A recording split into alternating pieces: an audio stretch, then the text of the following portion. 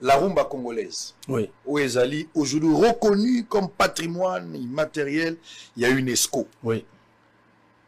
Batobele peut-être va éviter patrimoine immatériel les années. Oui. Ce qu'on peut expliquer en gros. Et sentiment ni nos en gros, biloko bino boyembi depuis kala. O bosala ba effort rebelle peut-être batata na biso na bo moyena bango ba o ba yembaka bazwaki bénéfice te ba reconnaître. Plus tard bino bato bo hérité ba reconnaître. Deux choses. Oui, patrimoine immatériel. C'est-à-dire que moni neti mai oyo, c'est matériel. Moni. Mais par exemple biloko muso ezalaka ezali mais ezama omona on a mis souté. Hein? Voilà. Donc neti prière eza immatériel. Muto sa la prière nzambe nanga sa bo na omona prière mututé. Voilà. Donc rumba va reconnaître yango par rapport il y a mode de vie pe ou entoura rumba. C'est-à-dire là télé na biso na concert na biso ndenge te se comportaka et puis ba tubayeba ba reconnaître musique congolaise nyonso pona bango même ba générique yango na rumba. Voilà. Tant ba yemba na France 24 nzembo bachaki na sima ezaki générique.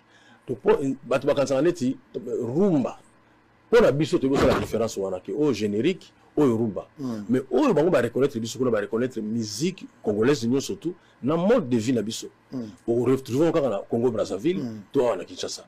Voilà, ya on ne ba reconnaître. Ezali nini? Ezali que ba yibisi biso boy. Ba yibisi na biso mo boza la conscient que boza la richesse mo na mboka na bino. Pe ba gangi na mokili mobimba que bato bazaka na richesse. Donc possibilité ya bato pa visiter Congo, to ba luka pe ko yeba rumba yango soki ezali nini. Donc ezali pas moko de géants ou basali si musique na biso. Voilà. Très bien. Ouais. Alors on va changer d'abord de chapitre en attendant qu'on nous mette des éléments. Tous allons les Kamboua Gims pour la monnaie sali polémique mingi. Oui. Maître Gims Nadadjou, le chef de l'État Félix Tshisekedi, a nommé Gims na frère Nadadjou comme étant ambassadeur Yarumba congolaise. Polémique autour de ça. Nani nous attend ou expliquer biso sentiment na yo par rapport à la démarche au chef de l'État Sali. Bato ebele basili kelipe Maître Gims. Balobi Gims n'avait pas de sentiments au départ, il y a qu'à se reconnaître comme Congolais, pour n'aller plus à Zalagi français. Mais l'élo, piqué par quel moustique, à la fière, il y a aux Congolais, puis chef de l'État, a regroupé ça y le Koumouana. Est-ce que ce n'est pas une mauvaise décision de la part du chef de l'État, il y a Opé Sabango et le Kouan? Lecture na Euzan. Oui, il faut trouver d'abord le chef de l'État, M. Félix Antoine Tshisekedi. Oui, M. Félix Antoine Tshisekedi. Il faut trouver bango. Aza d'abord ne lokomo mabenga pouvoir discrétionnaire. Lingo banini azana makamusa osala ngona discrétion na yaza pena mutako expliquer te. Donc ça bien expliquer ce que idée fachi ezalaki nini na kokati. Parce que azana droit wana ya ko libérer mutu na prison, azana droit wana ko ba décision mususu oyo a peut sa explication te. Donc ils ont le pouvoir là. Mais maintenant qu'est-ce qui se passe? Oyo lobby wana d'abord les abongote. Ba nommer na lobby te que faut ba déjà ba nommer Gims Nadadjou ambassadeur ya Rumbate, ambassadeur culturel. Faut qu'on a bien la terme parce que nous sommes bon biso na mboko za ma définition dictionnaire. To comment ko tamona on a portable mais toujours ça ka otala. Donc eza makambu ya teke non. Donc le président na pouvoir discrétionnaire na ya monique non. Bana na ngai na pesa bango ba passeport diplomatique pour basa la facilement. Quand on dit un ambassadeur to banana no wala définition parce que makambu bo biso na mboko définition. Yangona to ko benga bakoni mutu na cimetière à nécropole te nécropole nous là ça cimetière on a la cimetière on a comme on a entre terre et ciel mais on a mutu bakoni mutu na cimetière à nécropole te pourquoi ba comment nécropole bo benga ngo bongo tala na papa tala ko tala na google o mona ke cimetière yango nezali synonyme ya nécropole do bakolo bapé la nécropole de la Gombe la nécropole de Kitambo déjà il y a des mots il y a la cimetière déjà synonyme. Alors, à force de regarder au dictionnaire, allez, bah qu'on a monté la cimetière quoi. Bah qu'on a monté la cimetière, il y a nécropole. Donc, bah qu'on a monté la cimetière, il y a cimetière. Voilà. Donc, toujours quoi, ambassadeur c'est qui? Ambassadeur azali mutu représentant, oyo mboka moko eponi, et puis si mission moko boy. Bah on a un sens moko politique, ils ont un sens culturel. Déjà. Alors, même si on lobby que bazab ambassadeur pour la rumba, bon, d'ajouter à Robert Rumba te. Fitiringo basala ki na fali ezani na basali fitiringo na gaz mawete ezani yaki na rumba te. Donc est-ce que maître Gims a Robert Rumba te? Il faut d'abord to yokana langue bien avant pour progresser. faut to respecter Rabat.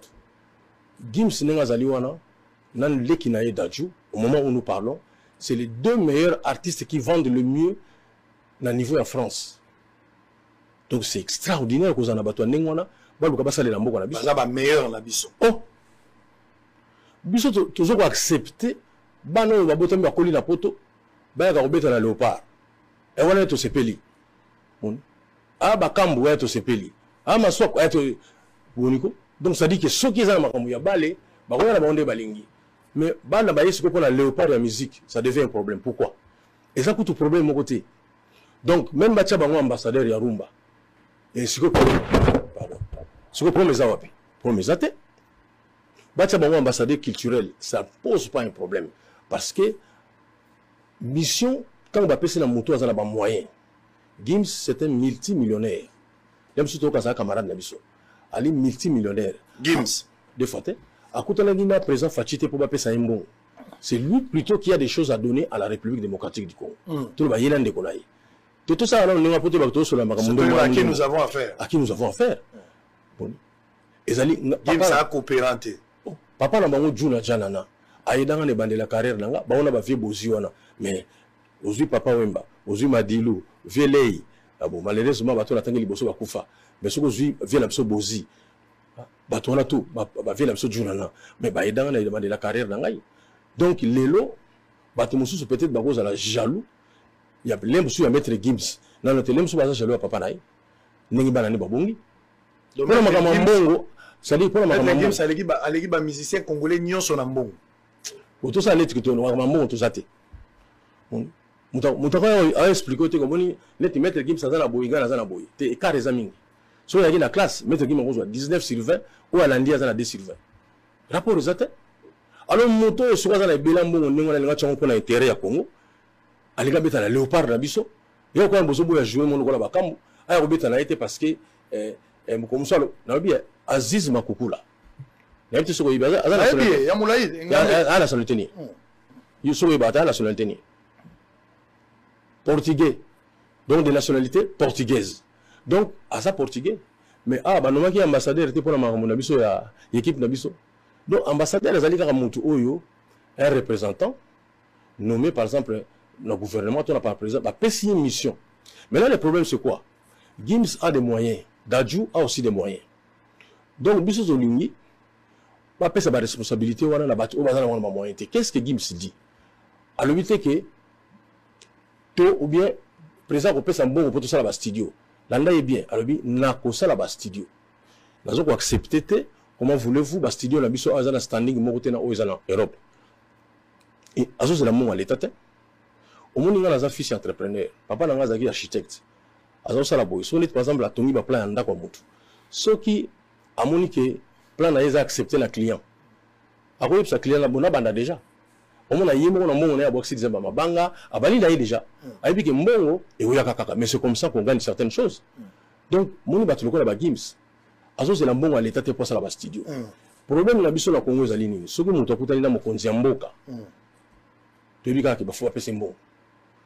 Gims ne vient pas pour avoir de l'argent de notre président. Donc, ailleurs, on a pour vraiment dans la situation. On a matanga des fois, c'est la paix $25 000 à PCA. Exemple, or, on a eu des soutien. Dans le moment où tu as l'émission, tu as Gims, tu as des familles de femmes. Hein? On a Gims. Il y a Gims qui va contribuer à la contribuer parce que, le ministre de la Tourisme, Modéron Timba Matondo, à l'Obagiboui, montre-moi ça la cotisation T. Donc, parce que l'État va tout prendre tout en charge. Voilà. Alors, mais, on a Gims qui quitter. Gims a bien si famille, a gambo. On appelle la famille bon. Parce que, Modéron Gims a tout ça qui était. Puisque, ma camouflage, c'est là qui est bon. Très bien. Alors, on va prendre cette affaire des défauts, mais avant cela, Banamatete, Yosamonamate. Si le Lozamonamate. C'est quoi la zaga mon matete mais avant la limité. Si limité makila ils en 20 donc tu galiga la matete. Alors initiative ni yo yebina katel kambo. Omoni Adrisha tipo. Aza musicien moko yo. Affaire sekilaki achaki loko na groupe na biso ya Imiko. Quand ne batezala ka balongo na groupe batili tili bat. voice moko beza peu près ba 8 minutes je pense azo expliquer makambo ndenge salamaki ne bakena ozo mbongo ne bakaboli yango tout ça batu oyo ngai azo ba makambo sikoyo est-ce que wazo kapela lembongo yo puisque batu adi chatangi toyoki komba base kwate mutu liboso ana otuna ngama mambongo ezali vienanga jana akomini ngai alobi bongo siko na mbongo yo zoki combien nabi kulutu komitungisa te nazaki na organisation wana te Lambert Kuka azali vienanga mais c'est un ami ye peta na moni message on a Drisha tipo alobi oh non natinde na mpe bazoka soko ayibite ngai siko na saleli voice pona koloba na yeke non tout solo en privé en fait mon ezalité que maluba moto zo solo na Lambert nzoko ayaza ko enregistrer non ngane na saleli voice wana sikoyo esali plaisir ndenge na lobi ke na ibama nazoki mbongo wana te atindi na mutu mususu na pe ndenge za ya on kumpe na internet ezalité que ndenge na yo officiellement boye na loba no pena ke na lobi net émission na yo là ça m'engage ba parents ba boko la biso totonga bango pe ngana kotonga ve bozite ngana kotonga godé le fombo to adri château même yemo mandaté na kotonga bango te ba parents na biso mo ba boko la biso to pesa bango ba kombo ba pharaon ba Django ba Bruce Lee ba Wangiu ba Lion to pesa bango ba kombo au moins petit para kufi ayo tolo ba kombo wana te donc nasa to solo li en privé na Lambert Kuka c'était ça plaisir na la karaïbi ke ngai na ibi mongo wana te na plutôt na zaki na makambo wana te et ça li plaisir atindi moto mususu atindi moninga donc bakambo oyo bandeko nanga bazoloba ezali nde isolo moko privé donc président Fachi nenga zali wana tokoki pe kotonga ye moni tokolo ba makambo so toko répéter na misu na ite batu onga sana bango awa Aristote Ntoa ba petit nenga ba Cédric Abazi mais bato na penga est-ce que ce n'est pas une lâcheté pa na yo zoko ko bandela makambo lo ba ite oh pour yo favoriser ko tonga na quartier ya mwana nazo biso makambo na ozala incapable ko lo bana miso bato mukolo to koma mesure makambo bisa nga biso mbale bandela na miso bato te mais siko bali sute parce que na bandela te bandela siko nenga zali ba fait l'accès nini ba fait l'accès que gouvernement abimisa ki mbongo pona ko mbade kunda de fao o nga na bi montate parce que na lobaki nga na yaki kaka na na poste na nga ya obeta yaki za kolela donc makambo ya ba mbongo na linga ki yangote il faut nazonga mamuke na faire comprendre ce qui se passe dans ce pays ba konzi mboka o ba yoka nga ba yoka ngai tout à l'heure tout tanga kombo ya ancien ministre premier ministre na biso Bruno Tshibala papa Lutumba avant que ne kufa na poto akena omona Bruno Tshibala alobi na ye mwana leki ndenge nazo kende siko na poto boye na kozonga ebembe est-ce que vous promettre nga ko kunanga vous comprendre le fondement ya Bruno Tshibala motazo ko annoncer yo tantôt asalengo na famille na yete motazo ko annoncer pour na ba responsabilité yo zana o bato nazo ba faire photo respecter pe ba politicien bikono ndenge nazo kende boye ndaki ko kufa est-ce que vous garantir ngai o kundangai le premier ministre de l'époque Bruno Tshibala alobaki oui na okunda yo yango moni papa Lutumba tanga kendaki ayeba ka kozonga na ye ebembe papa kufi un samedi le lundi déjà parmi 7 personnes babengisaki na famille to ba proche pena papa Lutumba premier sabiga ngai donc nazalaki na bureau le dimanche papa kufi le voilà samedi dimanche déjà nazaki na bureau alobi boy voilà donc on doit enterrer notre star eza rôle nangate ezali rôle na bino bo sala devis moko montant moko to ko connaître c'est la combien nazo balikamo avec peine dans motema ngai ote to yo montant est combien 950 000 $. Faut pas qu'on a papa Lutumba. Mais c'est Bruno Tshibala le dit mais comment 9 000 maintenant il faut 1 million pour enterrer quelqu'un. On a maman le banaï. Abibo banelanga na liste wana. Au sous-côté ba 500 ba 600 mais comment on dit? Comment moi je peux soutenir ces dossiers là auprès à parce que ça on a mis dans la tête. De ça dit que non. Et puis que batona ba ko raisonner. Ministre habite sous 560. Sango, bah il a reçu 650. Ah, le premier ministre a reçu 500, 600. D'après, on a reçu 650. Donc vraiment, mon pouvoir qu'on a fait, il faut demi-million. Donc même pour 500 000, c'est déjà beaucoup. Mon oui, bima pour ma papa le Lutumba, il y a un wana.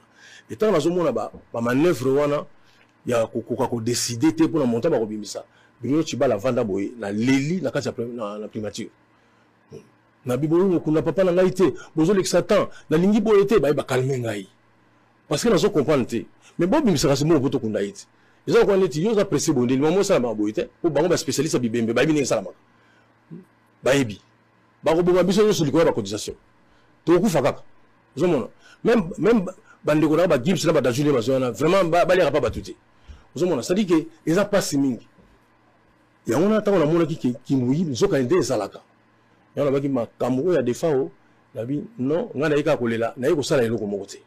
Voilà, parce que la compagnie là qui va parler quand maintenant la Goliath bon a des fautes et là où les qui les faits sont là et puis bandeko ba sont bon on a ba ngalité ba pesa ki bango $25,000 et pas ya gouverneur na biso Gentini Ngobila mais ba pesa ki pona nini ba pesa ki bango parce que bango ba sala ki boy ba bini ba misa bango ba sali moi papier moko boye voilà to sala ba t-shirt to sala eloko boye ba sali devis parce que pesa ngana devis wana pesa ngana devis na devis moko wana aloko ti devis moko ya ngona ti yo kansinga tezali likolo chelanga devis waze kazo expliquer chelanga devis fils Timbela omoni devis fils Timbela devis wana ezali likolo ya plus de $30,000 mais gouverneur pe abari ba bilo mususu quoi non oyo comment apesi bango $25,000 mais tina ya démarche on ezali plus nini ezali parce que Dios plutôt des FAO, il fallait n'engue salama pour ma papa Wemba Azala tout va honorer à titre posthume n'engue zalaka ba pesa médaille quoi n'était so ba benga une médaille d'honneur le moins n'engue wana chancellerie a ipsaki biso kino prix wana ezali tout ba ezali kola ba $6,000 ya on appelle makamba de vie on appelle ba tchela makamba ni soto na kati mais on kende ba kundi de FAO ni to kundi et puis ngala zakiti na cimetière tout zalaka ngana Adolphe donc Adolphe Dominguez quoi tata na ba musicien to ba na ba star ya mboko na biso toleka ngai na Adolphe nazali contre te bandeko ba yaki wana te ba yaki pe na banzela na bango mais na félicitaki déjà batu komona esika tozalaki na musée wana na moni Jibin Piana na moni Werason na moni Ferré na moni Kofi Olomide voilà donc na moni bandeko na presque sur là qui wana ça m'a fait ça l'a du bien mais alors est-ce que aujourd'hui tu dois évoquer détournement est-ce qu'il y a eu détournement des fonds tous à la honnête mais mbongo bobimisi pona bosala makambo ya pour la t-shirt t-shirt kona ku bosala kasi yo mo lobi na t-shirt kona zali domaine yo mo lobi na ngaki gouvernement ndazo ki charge ya kokunda c'est gouvernement simbi mbongo te nani imiko asimbi mbongo ya kokunda te bato ba organiser obsèque za gouvernement imoko mais $25,000 le outil pas Gentini Ngobila ba kende kuna ndako na ba kende na bureau te kasi ba bimisi siko rubrique te moni ba bimisi rubrique parce que moni na mbongo utaki na gouvernement ba longolaki déjà $10,000 ba remetaki déjà bango notamment le vieux Adio Salemba parce que yene mukolo imiko bazaki sur la raison pour justifier makamba ba kepite parce que bazaki déjà $10,000 o ezaki pour la raison wana pona yaki oyo gouvernement pesi bango pona ezali organisme munene beaucoup eli matanga ne ka tuzaka so ko eli matanga muto eko ide yoti ya lokola yanzo nazo ba maman na biso Catherine on zo travailler dans le ministère ya culture azo sa makambo bien apesi bango quand même $10,000 pona va s'organiser mais $10,000 ba maman nous amoké il faut ba que ne soit pas gouverneur Gentini pour que ça montant. Voilà. Des fois, au fin de compte, Azali décoré. Donc, ça dit que ok. Maintenant, les problèmes, bandi wapi. Pour les bandits, il faut y belo moko. Il y a un tête. Au vivant, il y a certainement. Tant que tu fais la battue, la tête, voilà. Ceux qui famille ça mbongo ko kate zo sala ni. Ba ko na ndako moko ko senga mbongo. Ceux qui quartier mo ba fo bopesa. Ceux qui mbongo ya quartier ko quitter. Bazwani ni bazu saleté poussière ya pneu ba tiango lokola bleu faut pas blayer mutu pas contraindre bateau même kutu ba éviter bo pesa ka mbongo poto kuna mutu mais le l'état se permettre biso to ça sur cotisation té to tcha sur ba blé na balabala donc bon on a sur tout alors c'est comme tu as ça OK non donc bon on a pesa biso za pour le transport transport ya nini et puis ya banani puisque Jibin Piana Werason, on appelle Azalaki wana, Fer Azalaki wana, Adolphe Tata Azalaki wana, Kofi Olomide, biso tout Azalaki wana, tout ça est transporté. Imiko nous là ça, Union des musiciens congolais. Tout ça a 5,000 membres. La Imiko wana, so ça bon en transport. Casse 25 divisé par 5,000. On a monté le $5. Faut appeler ça biso $5 comme ça tout le monde a toujours bon en transport. Il y a ce qu'on nous 5 même 500 nous ont donné. Donc voilà. Si il y a un transport, et sur quels critères il fallait bateau musu bazala qui on a besoin de omoni hein so ko ni nous reprocher na 25 000 $. So ba koselo likambwa réponse à liboso za na ko seka omoni ba ko seka te seka te mibi sali ke sali pena ko vandi pena bomoni mina ke o ko seka te moni ngaso ko selinga likambwa ne yo ba liboso réponse na ngeza na vraiment na seki nanga parce que na yibi na saki nanga ngoti moni bayibi nani bayibi defao bayibi troquer na combo ya defao bayibi d'abord Gentini Ngobila le gouverneur zomona na minute oyo d'accord ko conseiller na gouverneur ba saisir bango ba entendre bango on peut pas jouer avec la vie des gens comme ça gouverneur ça ba me belé na mutu pona mboko na biso ozo ko selema makambe ba mbongo wana alors maintenant ezaki na likama lokuta batande faut ko entendre bango ozo ba mbongo à côté ozo ba mbongo ya transport tout ça 5000 musiciens na Congo awa na yimiko wana siko bino mokabole soki 10 soki 12 personnes na critère ni et puis soki bato ayimaki na studio on peut pas faire un effort pour ndeko na nga kufi na yimba na se déplacer na transport na nga pour que na studio na yimbela moi je dois déplacer la faire ça sur transport et puis bino wa mission ba transport la bino bozora ba avion toni pour na mona ba 500 ba 1000 ba 2000 les araba avion to ba jet il faut tout là-bas d'abord on sent un bon pour la matanga ya mutu ko la defa ningini lui qui était généreux alors ça la presque mine pour la studio bozo ko tes studio à defa tes studio bo futa moi ba moins ba polo bogolata parce que tout suka na moi bilamba defa te ba polo fu ba somba non partie logistique oye bien ça dépend mes aliboy il faut se poser plusieurs cette question nene defa ko fa qui contribution biso ba mise ce que zagini mais ba pexer bino contribution au bon contribution que ça peut na vie que contribution que ça peut ko yemata ah contribution buto ko ça ka mbongo te na lobaki so likamboza na famille to bisaka ba richité to bisaka pe ba pauvre pour ba participer à la prière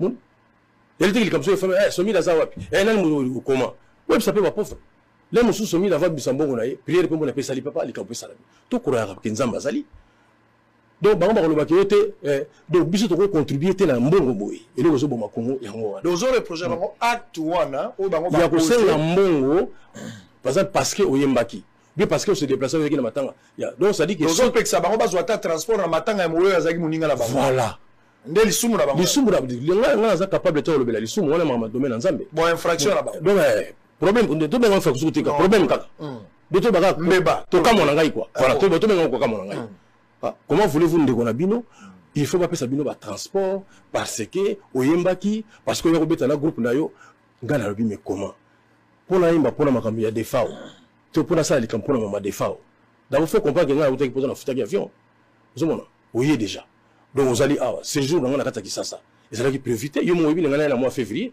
mais na hier avant pour na makambi ya defao donc moi j'ai ngai na gimbi saka ndeto contribuer d'habiter bato mususu oh to si mbeko ya honorable Modiro Timbate qui est beaucoup plus à mon côté mais nous on l'a donné quand même non bah moni moko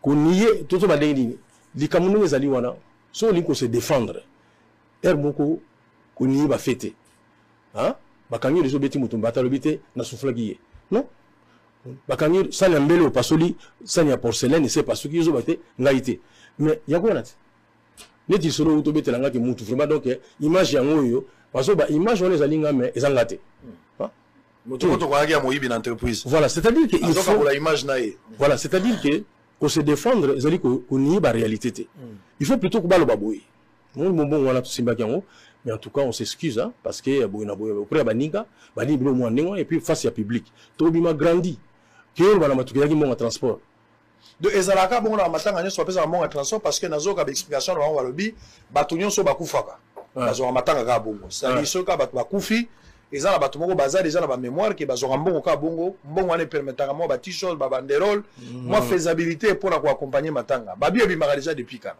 moni ba mbongo ndingo na bazala mi moko komona Julie Dienda adnei asala ba t-shirt donc yo pesa ka besoin na yo banque foutie maman asali pour na biso ba congolais to lingi banque te ya on matata mpono yaki so ma bancarisation na excellence mingoy donc ça dit que to lingi ma banque te mais opérateur on peut les payer par la banque comme ça biloko ko zala te parce que loko il est dans la banque ils ont ba ko contrôler montant ça ni na compte là c'est ça donc ça dit que moi naza déçu ya mona ke mbongo ebimi bo sali ba rubrique na bino ezalaka bongo na mona ke na matanga ya papa Lutumba papa na ngai Et ça, pratique qu'il faut arrêter. Et ça, la mariage, on a le but que tant que la défaut, maintenant il y a des fois, on a pas qu'on salaté pour la vie qui va mieux pour ça.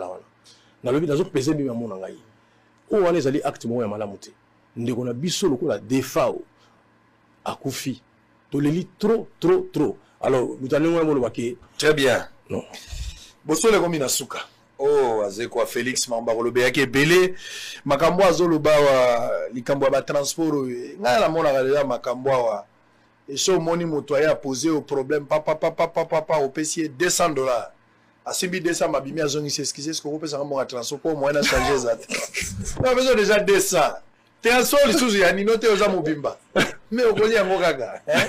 Na limite ozo ngo pona monima, on va d'autant moi ngo tcha la misère te ko changer mbongo wala. On a ngo trop, on a eu déjà mes transports. Ah, likambo transport. Si on sort que la milliard politique ba transport et baramingi on a $2 millions. Transport ya moto. Aucun mécanisme nini.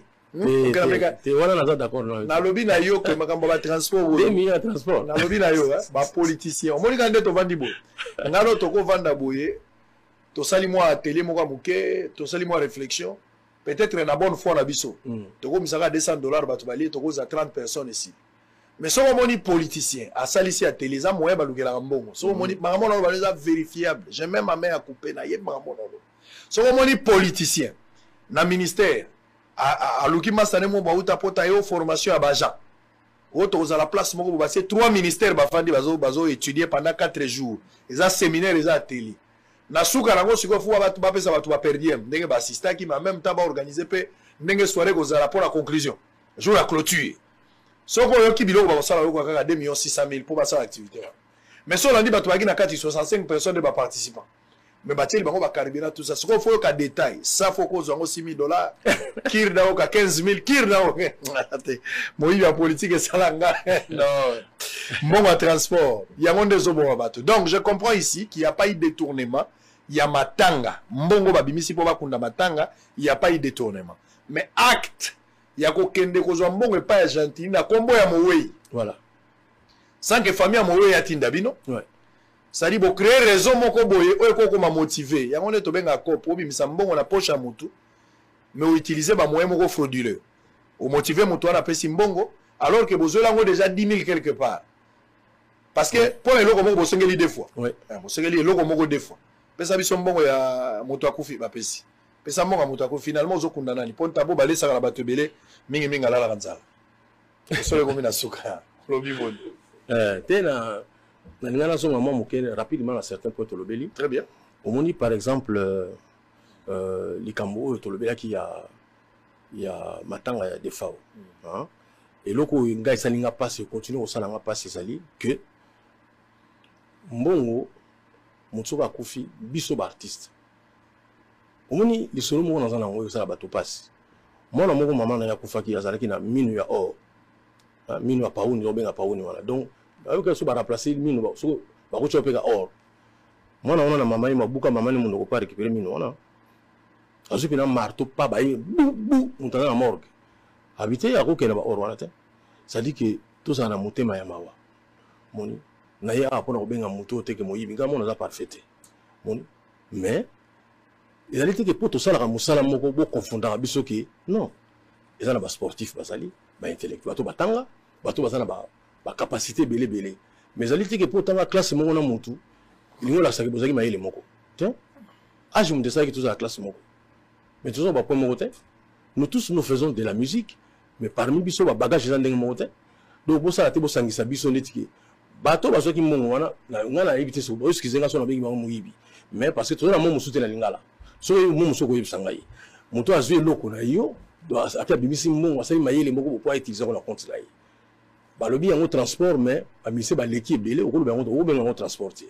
Donc je pense que loko na esali to ba ko pesa transport ba yandro na ko ki manda zolo ba eza transport ba mission ba tebelo zotanga ba direct tipoti po wana azanga na album nini chaque fois azanga na ko ki ba komi na mo ba différence te omoni ngana linga ko finga ba tuté moni ba manda chante wana ali kutu même na benga e petite. Tout le baquet, viens manda chante. La fois, Nicolas a bien gabon. Viens manda chante, n'enga le bini moi. Pas aller sous petit n'engate. Donc, azala makamuna yemo na motema, aligaka bimisa. Ngai la bengi, dans le lobby boy malgré tout ça sur le en privé dans le lobby Adricha tipo Godé le fond là man na chante bazali ba incorruptible pour ça la bango copté parce que ba ko référer kaka peut-être mon on est incorruptible n'est pas compliqué si vous avez incorruptible il faut se perdre ouais ça dit le lobby bola munayo le lobby bola munayo ya on moni na zo que la mawa parce que moni niveau zali za na bango très bas beaucoup des athées alors moni et nous on na sépélité quoi moni à se comprendre te place ba commission yo moni on le quoi ndeti ba lobby lo mabe bon point ni Godé le fond pas sécurité point puisque ba comme on a landisa kiango na bengi bango ba incorruptible ngolo baba to balinga kanya kate na biso déjà et puis na likambo on ngala zonga rapidement likambo ya maître Gims likambo na maître Gims de façon que azalaki décoré tout le monde décoré te ninga yaki aba komisa ki ambassadeur batu ba komisa yango problème te ils allaient bien pour la musique na biso et peut-être se souvenir d'angote na 2018 au Nigeria tozoki pinda Miss Africa Dorcas Dienda do mona ya Julie Dienda adnei Miss Africa congolaise ayamba officiellement te ba mamine ne salamate autour de l'événement wana moni parce que ego za peka alem susu po utaki poto na mona na baza to va na limité donc ça limite que ce que muta uti poto on dirait il a défaut moko boye au diaspora boni boko et ça n'on a té donc tout le basiko Jésus Christ en longue mamboka za on va na kene mamboka musako mai diaspora toi tu as comment ma bête diaspora ils allient que ba congolais à un certain moment ba vandi na mboka ba paya on appelle diaspora il ngolo teki ndi to kena na poto na to ngona ndamba Kongo très bien Félix Oise kwa ya on a zolo ba mingi na verbe so bozo swala na mutu omoni kazo memo na buzo ba mingi comme ça débat ya mahele omona ka kangi bisaka ke mais jour ko kitsa débat ya buzo ba ko gagner pour ko benga batu na nyonso akala pesa buzo ba ko gagner là il vraiment na profiter na pesa ko luto na biso à soutenir biso mingi na boma du 15 du Kenda vraiment à soutenir biso les tous na boma et puis je reviens encore sur Abdallah donc Abdallah oya Sosimex quoi mokolo nango ba ba ki biso nous ont rendu vraiment un grand service faut ça la reconnaissance en fait voilà et puis je veux garder un bon souvenir dans ma communauté na banana au moins na histoire dans Bakeno mokolo wana tozalaki très bien voilà. Merci, on a fini pour cette émission comme une souka. Marthe Diaké c'est basé depuis Suisse. Maurice, c'est très important là pour ça. Le 17 et le 18 février, à Bruxelles, marche moi comme ça la mawana, vraiment dans ça la tuna salawana. Les alliés congolais sur un mot parce que bazolinga marche les alliés devant Parlement européen. Parce que bazolinga va redéfinir son direct frontière en Moka Nabiso. Très bien. Bon. Dans celui qui est quand même Jérôme Sekana, non, dans l'autre team de nous, les membres de professeur Ndayuel, Busso Tozana Mabela au Pesa Montouté. Donc voilà, dans l'Union, on a invité Batou pour la marche. Très bien, alors, manquez pas ces rendez-vous, Batou Bazar la diaspora, ceux qui Toza, mais vous en passez parce que période là, on est dans un bandaka. Marthe Diaké, c'est basé, Maurice Seombo, depuis Suisse, na Zurich, Sadiko Bolombia, Paris, Didier KMB. Paris, Jumpe, Deoka Songo, Christian Chichikou. On a fini pour ce matin. Masalanga Mandeke, qui n'est pas lobby. On s'appelle une amie, ça pour moni wase quoi, logo yaki yango. Chite Akadima, est-ce qu'on s'appelle na makambo to lobby? On a fini. Alors, est-ce que vous avez logo suka koloba pour te aussi ça? Oui, na linga na pesa mote quand na ministre monsieur Amine. Voilà. Maman Antoinette Kalambai quoi. Très bien. Na saluer. Ok. Blanc, plus blanc que neige. Oh, blanc, blanc, plus blanc que neige. Lavé dans le sang de l'agneau. Je serai plus blanc que la neige. Vrai ou faux, Félix Oise quoi? Oui, bisinga ya ke tozanga na ba respect mingi pour ba politicien pour ba tona ba réfléchir mingi pour na mboka banga bakuta na biso to mona raté. Vrai ou faux? Non, na ko ba vrai ou faux quoi ta? Na ko ba ke ba politicien faut to respecter bango parce que parmi bango ezanga na bateau baza mabete. Voilà. Vrai ou faux bisinga ke bino ba artiste, musicien, boza na pouvoir de changer décision en mboka te pour mongo na bino bato ba koyoka na bango te. Oui, ça c'est vrai. Vrai ou faux, Félix Oise ko bisinga awa pour na mettre Gims bato bazande kana moteur mabe bako se mesurer na Gims c'était pour Gims azana mbongo ebele pe azana succès et puis renommé azana ngo artiste congolais mo azana ngote. Ezana ngo azana numéro 1 français tout en France parce qu'il y a français voilà aza numéro 1 oza numéro 2 kuna Dadju donc toujours boya batane on a léopard la musique na biso donc ça dit que to lingi léopard vrai ou faux bisinga na matanga ya defao yona Gims Ndebo che contribution pour violer même consigne de Modero Ntimba oui biso contribuer qui vrai ou faux bisinga yi pasi na yo ezake bandeko na yo mususu bazui transport na kombo ya Mowei voilà ezali kozanga bolingo vis-à-vis na Mowei oui salinga passe mingi faut tika système wana ozoka misa zo bisa OK oyebi teke sala bongo so muta kufi fo to za bongo ba transport donc na et puis bongo wana bachaki ba on a poche teke sake bayeba très bien bayeba ki bayebi ndenge zokota vrai ou faux bisinga Kofi aza un bon garçon oui na ibisio ala comportement bien aux sepela rane pe makasi oui na sepela et puis sur le plan artistique azo imba bien surtout artistiquement de faté ça a deux verbes aussi ah et ça va bien so yambi musicien il faut tcha moi vocal yambi siko yo so verbe zate mabe ah na obi na préparer ki pena faire bête ya solo ah na préparer ki te mais rapidement parce que les hommes passent jamais s'écoutana ngala na sala nzemu mpona chef ouais na kata nzemu na phrase mona lobaka ne ça nga bien na lobi que comment voulez-vous ba pesio responsabilité na poste mo ya pona mboka ozo gérer mo ya mboka olingi ba servir ka yo lokola mono bazo banga tiche na classe et mon faut ça plutôt comme la confiance ouais ta ba pesio il dit que j'ai la ligne tata la ressource est-ce que ça la bien est-ce que non je pense que il faut ba servir à biso sauter très bien voilà merci beaucoup alors vous allez suivre le journal avec Micheline Nzinga diaspora Outikoya yenem da représenter vos solo aleki Esther na Mukuse Esther aleki na Mulaima